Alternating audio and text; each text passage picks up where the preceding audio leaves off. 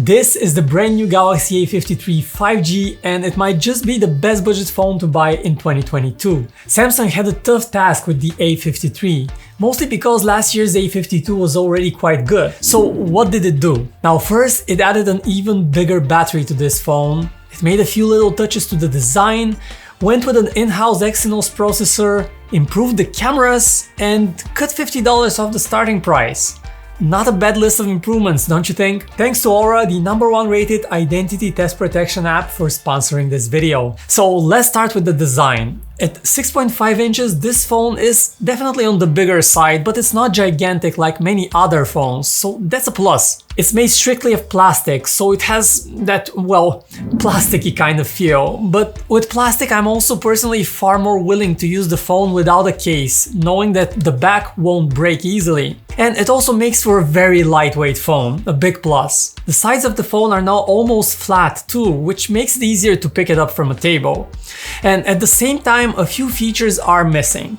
Now, you no longer, for example, get a headphone jack, and you probably saw that coming, but at least you still have a micro SD card slot inside. I also love how the camera system kind of organically rises out the back of the phone. That's a very nice little touch. The one thing Samsung is known for is great screens, and the A53 probably has the best screen you can get on a budget phone, bar none. 6.5 inches, 1080p resolution, and AMOLED technology. But not just that, in our measurements, this screen is brighter than on last year's phone and probably the brightest of any budget phone. And it has excellent color calibration. Most budget phones these days feature AMOLED screens, so the technology is the same, but this one is better tuned. Plus, it supports 120Hz for buttery smooth scrolling. And I would also count Samsung's One UI in the list of advantages. You get the latest Android 12 version with One UI 4.1, and that means a ton of features, but also a promise of 4 years of software updates from Samsung.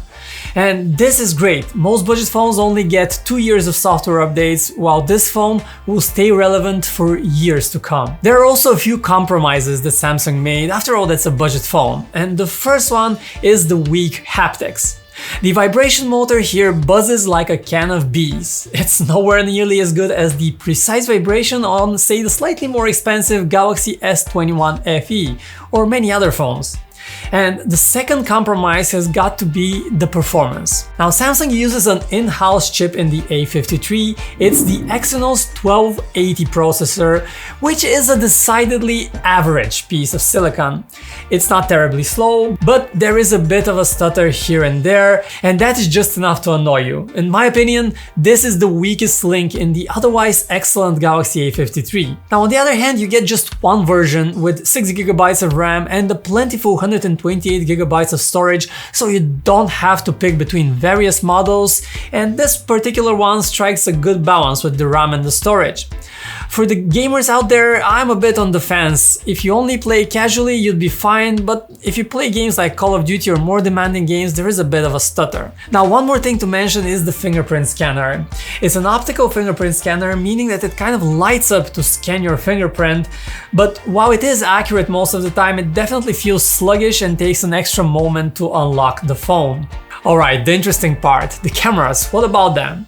So you got all 4 of them, the main wide cam, an ultra wide camera, and then a 5MP macro and a 5MP depth lens. As you could probably guess, these last 2 cameras, the macro and the depth lenses, are pretty much completely unnecessary, but Samsung for some reason keeps on including them, just to inflate the camera count, I guess, and try to impress users with the sheer number of cameras. But apart from that one little detail, this camera system, mainly in the form of the main and the ultra-wide camera, has improved in ways big and small. Now, looking through photos from the A53 and last year's A52, you can see Samsung has tweaked settings a bit, and you now get warmer and more saturated colors, and a more contrasty look overall with deeper shadows.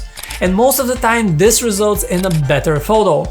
But sometimes colors can look a bit over the top. Now, the bigger improvement in my opinion has happened in video recording. Just look at this footage from the A53 compared to last year's model, and it's a night and day difference. Dynamic range in particular on the new phone is excellent, while highlights on the previous model are missing and appear blown off. Colors, which were bleaker, now get a saturation boost, and it's just a much better looking video. Audio quality via the loudspeakers is a bit improved from the last gen model, but while voices come out sufficiently clear, playing back music is not the best experience. You will notice the speakers just don't get loud enough and there is no depth in the lower frequencies. Okay, having a great phone means enjoying the web more, but did you know that some recent social media quizzes are actually quite dangerous? Check these out. Do you notice a trend? The questions are not just randomly picked, your answers will actually reveal personally identifiable information about yourself and often information used in password recovery systems. This type of scam is called phishing, but it's become much more complicated these days than what we think about. It's no longer about the Nigerian prince emails. Hackers are constantly reinventing their scams in ways you can't even imagine until you fall victim to one. In fact, American consumers lost $56 billion due to identity theft scams alone in 2020. That's why I am excited to partner with Aura, who is sponsoring this video. Aura is identity theft protection, fraud monitoring, a VPN, password management, and antivirus software all combined into one easy-to-use app. Aura does a bunch of things. It monitors the dark web for your passwords and social security numbers, and sends fast alerts to your phone and email in case of emergency. And with fraud, every second matters. Connect your credit card and bank accounts and you'll get notified of any changes up to 4 times faster than Aura's competitors. Their VPN allows you to stay anonymous online by keeping your browsing history and personal info safe and encrypted.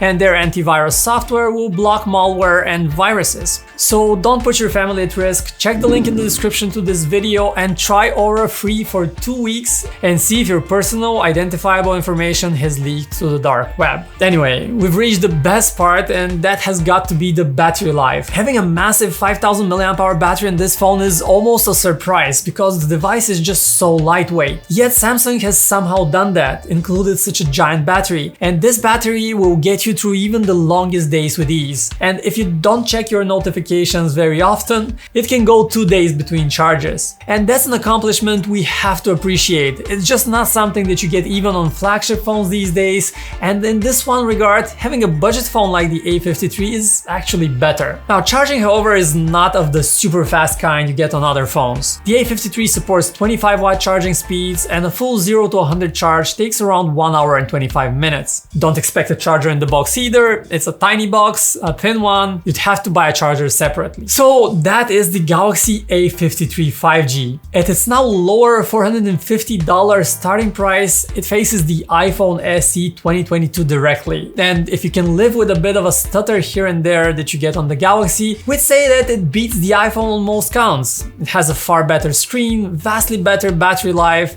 and even an advantage in camera performance in certain situations. So is this the best budget phone around in 2022? Now here's the catch. There is a different Samsung phone that you will probably like even better. As we're recording this, the Galaxy S21 FE is sold right now for just $400. But even if you don't find such a good deal, you can easily find that phone for around 500 bucks. The S21 FE comes with a flagship grade processor, unlike the A53, and it has a better all-around camera system. For example, it has a 3x zoom camera, so zoomed in shots look much better. The only thing that it kind of sacrifices is battery life, as it has a 10% smaller battery size than the A53 5G, but really that's the only thing. So if you ask me, I would buy the S21 FE in an instant over the A53 5G, but if you cannot find quite the same deal as we showed you, well, I think Samsung has really stepped it up in the budget segment overall, and you can't really go wrong with the A53 as well. So this will do it for this video. Are you using the A53? Let me know your experience and what you like and don't you like about it in the comments below. And don't forget to drop a like to this video, it helps us a lot, and subscribe to the channel for more videos. My name is Vic, thanks for watching, and I'll catch you guys in the next one.